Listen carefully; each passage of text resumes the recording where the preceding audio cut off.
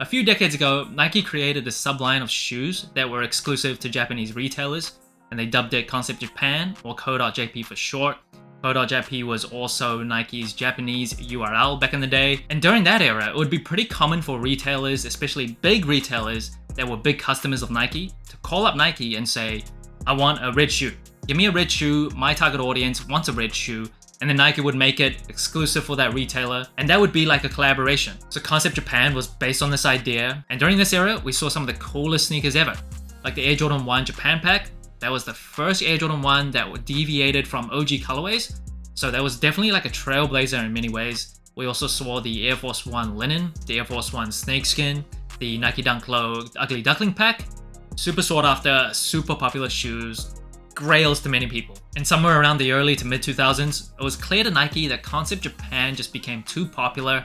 It extended beyond Japan, and now it's just like a subcategory of Nike and Jordan shoes. And in 2021, Nike decided to hold a Concept Japan bracket tournament that pitted 16 shoes against each other, and then essentially, just like March Madness, one shoe would remain standing. And just in case you're wondering, the winner of that tournament was the Un-Tiffany Dunk Lows that came out in 2006. And on June 21st, for $160, Nike is taking the top 8 shoes from that tournament, using that as inspiration, as a blueprint, as the story behind this Air Max 1, a shoe that I'm just super excited for. Air Max 1 Premium head-to-head.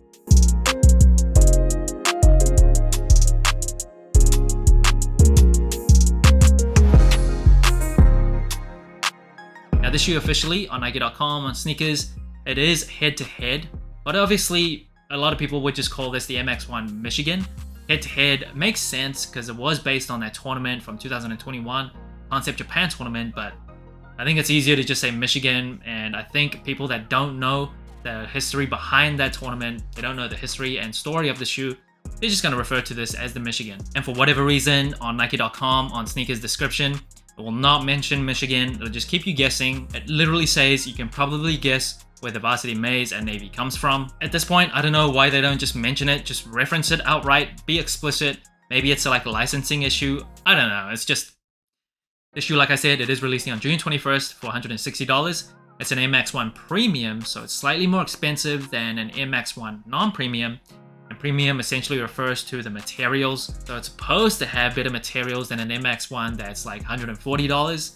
And this shoe, for whatever reason, they made it a woman's exclusive. Not sure why. I'm not sure what about this shoe, what about this colorway, this Michigan-inspired colorway, that makes it more appealing to women. Don't get it. Just make it a full-size run, unisex. Everyone gets a shot. Feel sorry for you big footers. Now right off the bat, Michigan colorway is one of my favorites. I think out of all the college-inspired colorways, UNC Blue is number 1, the Georgetown is number 2, the number 3 is this one.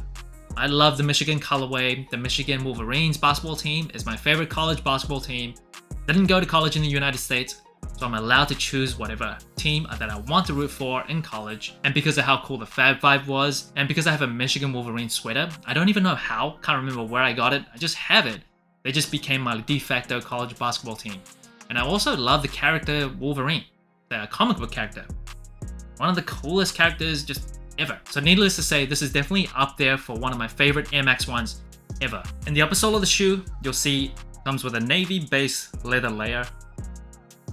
And the leather on this shoe is actually pretty nice. You see when I press down on the toe box, the creasing of the leather, it doesn't look plastic. Really like that. And apart from the leather, there's a few different materials that make up the rest of the upper sole. So you see on the mudguard as well as the heel counter, this crocodile texture that's taken from the Concept Japan Un-Tiffany dunks that released in 2006. That was the winner of the Concept Japan tournament. And honestly, I didn't think I would like the crocodile texture, but up close, it's pretty subtle. It doesn't stand out so much where I feel like it would take away from the colorway, so I actually kind of like it. And of course, it's faux crocodile texture. It's not real. If it was real, it'd probably cost like $4,000, who knows, but it feels and looks better than I thought in person. And on the swoosh, you see that snakeskin texture. That comes from the Air Force 1 Snakeskin Cocoa that released in 2005. Really like that shoe. And the texture itself, it doesn't really feel too different than like normal leather actually. So just to the touch, it feels pretty plain. And again, in person, I feel like it looks better. It's a bit more subtle than when I see it in images. It just kind of blends in a little bit. It's not so like attention grabbing. Usually I don't love attention grabbing shoes. And of course the booty of the shoe, everyone's favorite Nike Air booty, just like other general release MX ones. And the tongue is that mesh tongue, and you see the tag on the top of the tongue is that Nike MX branding. Now one thing to point out, what I love about the tongue is you see the color of the main part of the tongue, the body of the tongue, is in that same navy that you see on the mid panel as well as the toe box and most of the shoe. But look at the blue on the tag itself. It's slightly different. I love how that looks. It just makes it pop a little bit more. It just makes it stand out. I love that very similar shade of blue, but still slightly different that you can notice it. Genius. And you see on the back of the tongue, Concept Japan branded tag. And it also says CO.JP stands for Concept Japan and was once the URL of Nike's website for Japan. So if you ever needed a reminder what CO.JP stands for, check the back of the tag. Now this shoe also has a mini swoosh on the toe box, stitched in that navy color. Normally I don't like mini swooshes, and it's the same deal I think on this MX one. I just think it looks cleaner without the mini swoosh. You already have 2 swooshes on the shoe, not including the swooshes on the tag of the tongue, so generally in a vacuum, don't love mini swooshes. It's small, so I don't mind it too much. It's not a deal breaker, but if there's one thing I had to nitpick on the upper sole of the shoe, that'd probably be it. And like other MX ones, this comes with a polyurethane midsole, of course with a Nike Air unit on the heel that you can see. And the color of the midsole, it's not white. I don't know if you can call this sail. It is this off-white kind of creamy color. Definitely not white. You might think it's white from images, but if I compare it to like an MX one with a white midsole, you can clearly see the difference. And I think this color midsole actually works well with the rest of the shoe. So you see there's obviously a lot of use of yellow on the shoe, and I feel like it just blends in. If they did have a white midsole, I feel like it would still pop. It would still look really nice. But the use of this off-white kind of creamy color, don't mind it too much. And the outsole, of course, the iconic rubber waffle outsole of a usual MX one. Now moving on to the inside of the shoe, the main difference around the ankle collar, the padding inside the ankle collar comes with that leather material. It's probably synthetic leather inside. So think of the leather like what you feel on a couch, not like a premium upscale couch where it's genuine real leather, but more around the mid to low tier priced couch where it's still leather but it's synthetic. Kind of feels like that. So on other MX ones you might see a mesh ankle collar or nylon. Kind of reminds me of the Nike Dunk Low clot and fragment design collaboration. They went with the similar material inside the shoe, so it kind of gives it a more premium vibe to the shoe. Comfort wise though, doesn't really make too much of a difference. And on the insole, it is a Concept Japan insole, so it doesn't have that normal Nike Air branding.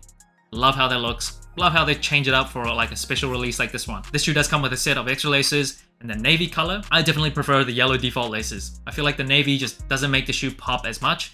Honestly, even like white laces would look really nice on this shoe. Maybe even black. Maybe not black, I think white, but definitely yellow, better than the navy in my opinion.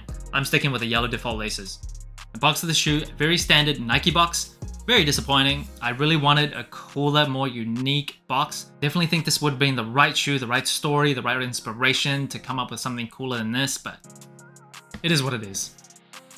Now moving on to size and comfort, I'm a size 9.5 true to size. I do have wide feet. Usually for MX ones, I go up half a size to size 10. This is a woman's exclusive, so I got a size 11.5 on women's. Now one important thing to note, because of the padding and the material inside the shoe, so as I mentioned earlier, it is this like synthetic leather material. I feel like it's slightly roomier. However, I still am glad that I went up half a size, because the MX one, it is a pretty narrow silhouette. I have gone up true to size in MX ones before, and literally my whole foot, it is just tight, it is too snug. Not to the point where I like don't want to wear the shoe anymore, but I just went up half a size just in case. I always say you'd rather have a shoe that's slightly looser than you would like than too tight. There's ways to get around a slightly loose shoe.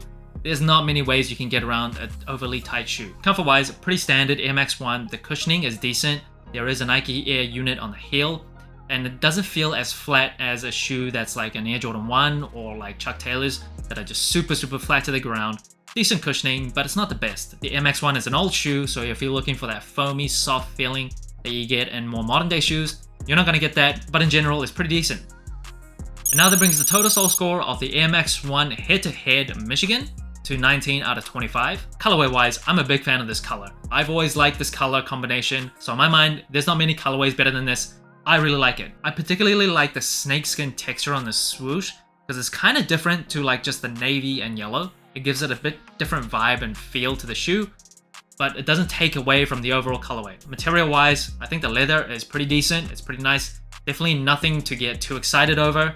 Now the crocodile texture and the snakeskin texture, I mean, you can't compare it to like genuine crocodile and snakeskin. So taking all that into account for a Nike MX1 for a Nike shoe, I think it's okay. I don't mind it too much. The materials are pretty nice on the shoe. Comfort wise, like most MX1s, I always say not the best, not the worst, pretty much right around average, right down the middle.